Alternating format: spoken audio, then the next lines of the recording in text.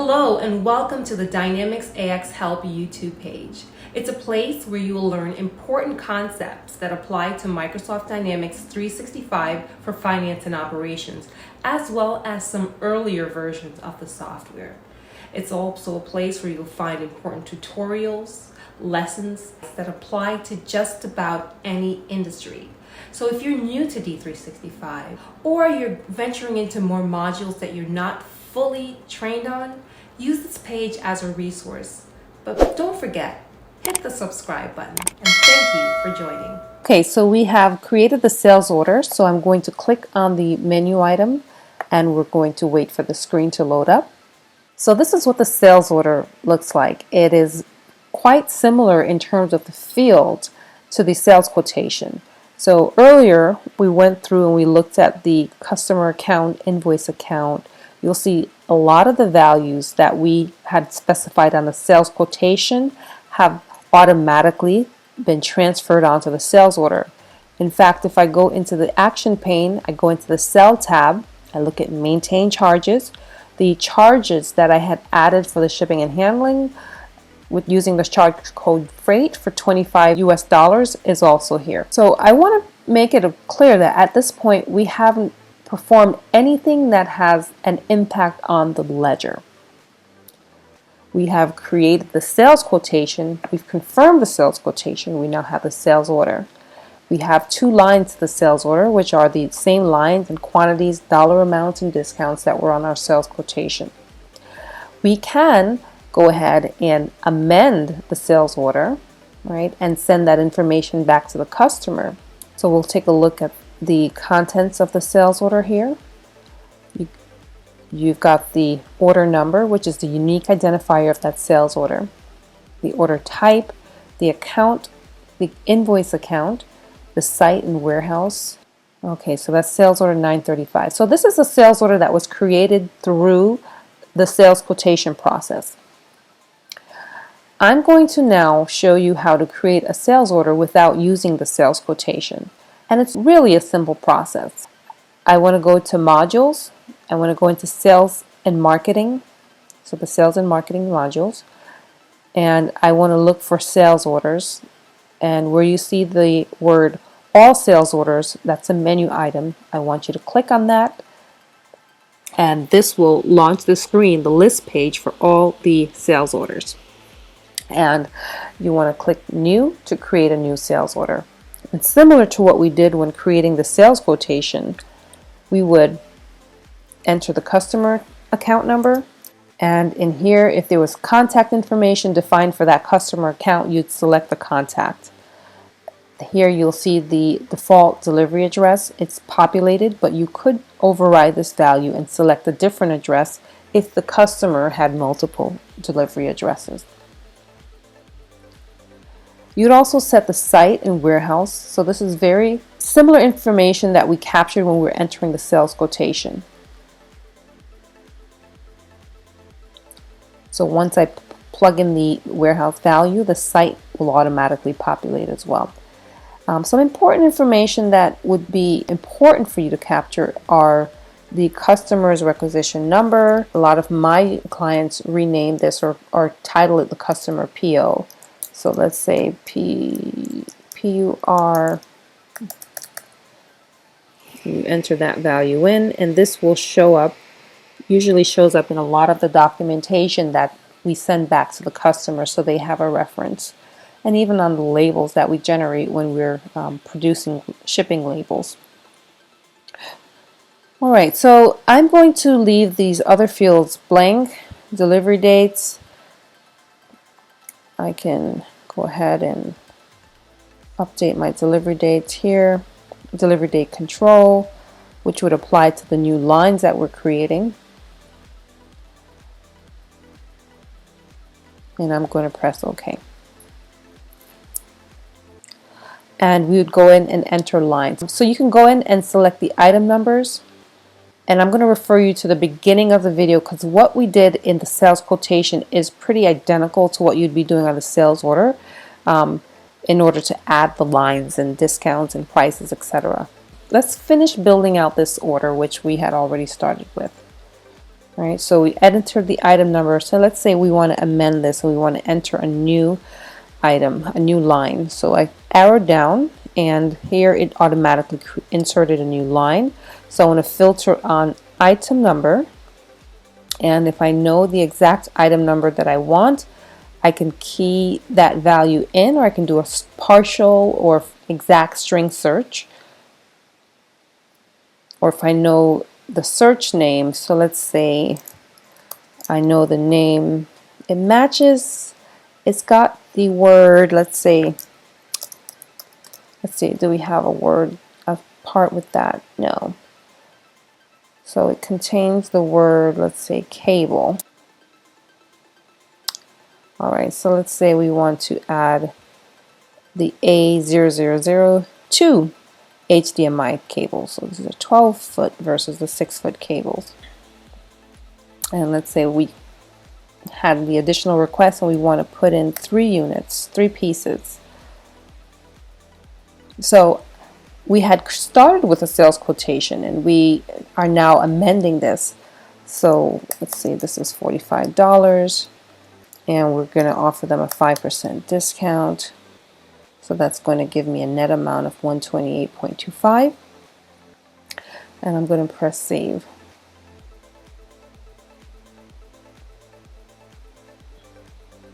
Okay. So now our order has changed. We can look at the sales order totals. If I go into the action pane, I can go to view, and where it says totals, I'll see how this entire order is going to come out, how much it's going to come out to. So I see my currency in US dollars and an exchange rate, so 1-to-1, 1 US dollar to 1 US dollar. So my subtotal is $962.16. We had a cash discount of $4.94. We had a line discount of $32.74. Total charges, we added the shipping and handling fee of $25. And this brings my total charges to $987.16. There were no sales taxes calculated, and that would be another session. So this is the total dollar amount. So this is the cost in accounting currency and the total margin. So there's a pretty high margin in there. Shows your total contribution ratio of $83.95. So you're making a pretty good profit off of this sale. So your total units of sale is 17 units. The total weight, this is based on the items on the item master, and volume. This is all based on details that are collected about each item on the item master. So with my sales order created, I need to find inventory, or I need to purchase inventory. So the first thing I want to do, I want to take a look at an important field on my header, which I hadn't bothered to look at, which is a pretty important one. We want to see how we're reserving inventory. So we have the manual inventory reservation on. So that means I'm not going to automatically reserve any inventory that's in the warehouse. I will need to initiate this process manually, and we'll do that in a second. Otherwise, I could have had the automatic reservation, or the explosion, which is if we run the explosion like the mini MRP logic. I don't particularly ever select this option, but I imagine there are some users who will. But in practical use, I've not really seen much people use this. Now, there's a key difference between the manual reservation and the automatic reservation, and it really depends on how tightly you need to control the allocation of inventory in your warehouse. So if you want to, for example, you have a very strict way in which you want to prioritize which orders get which inventory, then manual reservation would probably be the best option. Otherwise, automatic reservation will automatically reserve quantities. It will not reserve inventory at like the exact physical location of the parts, but it will say that, let's say you have, 100 units of speakers in the warehouse. You've got 3 different sales orders. One order wants 50, another order wants 75, another order wants 10, right? So you don't have enough inventory to meet the full demand. So you could, if you were using automatic reservation, the order that went in earliest and had automatic reservation would get that inventory, right? So if the order that went in earliest had 75 units, but maybe it's a new customer, they maybe not have a great credit score or history with you, you might want to prioritize a customer that has maybe less order but came in a little later, but maybe you need to get the order shipped out sooner to them. You might want to use the manual reservation process in that sense, so that that customer who needs it fastest or has a better reputation or history with you could get the inventory faster. All right, so whether you use automatic or manual reservation, that really is going to be based on your specific business use, your business case. Because we have the manual reservation set on the header, when the lines were created, the lines were also set to have manual inventory reservation. If I were to override the setting on the header and change it from manual to automatic, then any new lines I created would be changed to automatic, and the inventory would be automatically reserved. And the inventory would be automatically reserved. Any existing line would have the line reservation method changed to automatic. However, because the line has already been created, it's no longer active, meaning it's not being edited, then the reservation process would not kick in. You'd still have to go back and do a physical reservation manually. There are other ways around that, which we'll talk about when we look at things such as warehouse management, but we're not going to cover that in today's session. Now, because these lines are pre-existing lines, they're manual, I didn't change it on the header. Actually, let's take a quick look. So let's look at see what is the status of the reservations for all the lines. You can see that by going into the General tab, going to Related Information, and go to Line Quantity. Here you'll see that you have 3 lines on the sales order for a quantity of 10, 4, and 3 respectively. Now, the deliver remainder is basically 100%. We haven't fulfilled any part of it, and there's no physical reservations as yet. So none of the lines have a physical reservation against them, and we may not have inventory.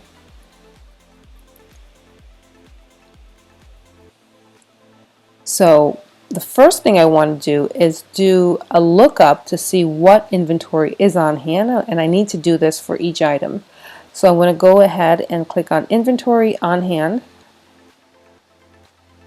and I see that I have some inventory. I have actually quite a good amount of inventory in this warehouse 24 for this first item.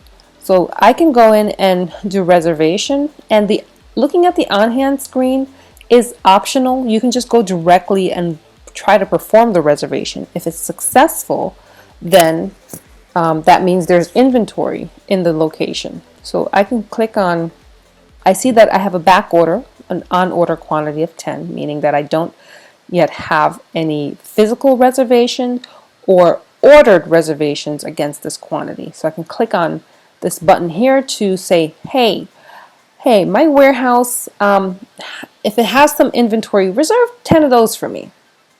If I click the reserve lot, it will reserve the full amount. And that's only possible if there is actually 10 available. And we have way more than that available in the warehouse. So we've got 1,137. And I guess that would have been 1,000. I think it deducts that after. So if I want to remove the reservation, I can go here and click 0. All right, yep. So you see that number goes back up by 10 because it's no longer assigned to this sales order and this line, right? Now, going back, if I want to redo that, I can say reserve 10. I can say reserve 5 because I want to give one customer 5 and another customer 5 to make 2 people happy rather than give, all my inventory to the customer. But we have way more than enough. So let's go ahead and put the additional 5 in. So let's make it a reservation for full quantity of 10. So see, that brought the number down to 1,137 because that 10 of those units are no longer available because they're called for by the sales order. And when I'm done here, I just click close. I'm going to refresh, and I'm going to go back into general, go back into line quantity, and now I'll see that against this line I've got a reservation for 10 units of inventory. Let's go ahead and look at line number 2, which has this active speaker D0010. So I'm going to go to this line and go to inventory, and let's try to make a reservation, and let's see what's available. I can click on this to refresh dimensions, and we have nothing available. There's nothing to reserve, so you're not going to see any values down here. You see there's nothing, not a one thing.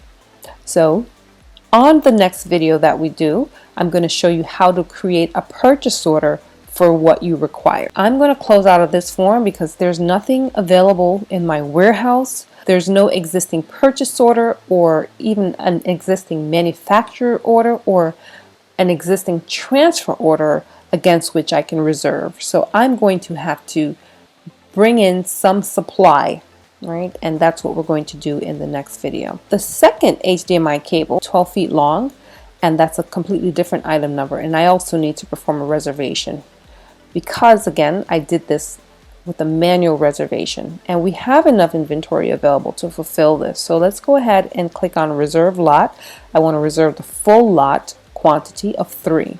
So I've got that, and then I'm going to close out this form. We're going to go back into general. We're going to go into line quantity, and we're going to look at the updates. So we see we have a physical reservation against 3. We have a physical reservation against 10. And there's nothing reserved for the second line, which is the speakers. All right, so we have an on order quantity.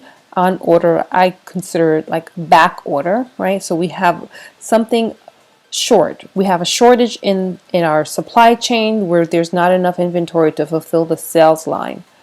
All right, so this is, I think this is where we're going to stop today. So we've created a new sales order. And we'll look in our next video at how to create supply to satisfy this existing demand. Before I close off, I want to bring you to the product and supply screen. So we're going to go into product and supply for this particular line. First, we can look at the ATP information available to promise. So if this inventory was coming in at some point, we would see on what date the receipt is scheduled. So we see that as of today, which is the 31st of December, there's no receipts, and all the way up until the end of January, there's nothing. So we see here, we have a demand for 4 and there is no supply. There's no date that we can promise this customer for this particular item. We can also go back to product and supply. We can look at net requirements, and we can see if there's the total demand versus the total supply. Okay, so we see that in warehouse 24, which is where we're looking to allocate from, we have only demand, which is the sales order, and for quantity, the required quantity is 4. We've accumulated quantity of -4, meaning we need 4 to go out, but we don't have anything. We don't have a planned purchase order. We don't have a purchase order. We don't have a planned production order. We don't have a production order. We don't have a transfer order or a planned transfer order. There's nothing on the supply side right now for warehouse 24 that's going to satisfy the requirement of this demand. If I look at so I've got a planned intercompany demand here. This is an old record, so there's for warehouse 51, this is not related to our particular order. This is an intercompany demand from the company code DEMF, is looking to buy 2 units from warehouse 51. So even in the other warehouses, I'm not seeing any quantities available. All right, so I think this is where we're going to stop.